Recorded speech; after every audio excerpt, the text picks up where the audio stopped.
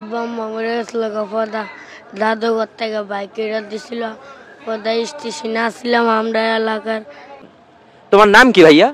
আলিফ। বাসা কোথায়, এখানে কেন? আমি কমলাপুর তাই। তোমার দেশের বাড়ি কোথায়, তুমি এখানে কেন? ভৈরব। আব্বু আম্মু এরা কি কেউ আছে বা নাই? নাই। এটা কি সত্য কথা, না তুমি বাড়ি থেকে পালাইয়া আসছো এই কারণে বলতেছো যে বাবা মা নেই? সত্য কথা।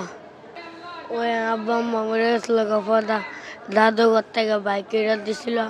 পদা স্টেশনে আসছিলাম আমরা এলাকার ভৈরব স্টেশন। পদা আর আরেকজন লোক আমার লিয়াইছে।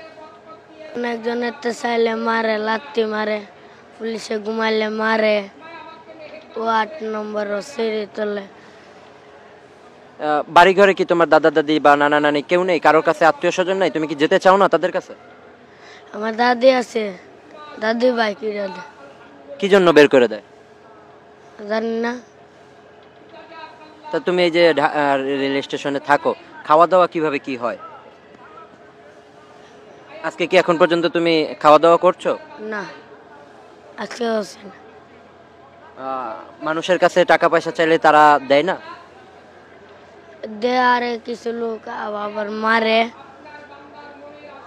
মেরা মেরা বাগায় দে দন থেকে। তাহলে প্রতিদিন কি খেতে পারো, না অনেক সময় না খেয়ে থাকো?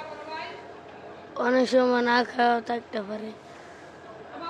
ধরো কালকে রাতে থেকে এখন পর্যন্ত কয় বেলা খাওয়া দাওয়া করছো বা কি খেয়েছো? দুপুর গেছিলাম ভাত, হ্যাঁ, আর গেছিলাম। এখন পর্যন্ত তুমি না খাওয়া? আহ, তোমার জন্য আমরা একটা খাবারের ব্যবস্থা করেছি, সেই খাবারটা তোমাকে দিব এবং তুমি কি নিবে, খাবে? এই খাবারটা তোমার জন্য আমরা একটা বড় ভাইয়ের পক্ষ থেকে দিয়ে গেলাম, তার উদ্দেশ্যে তুমি কিছু বলো। ভালো লাগলো।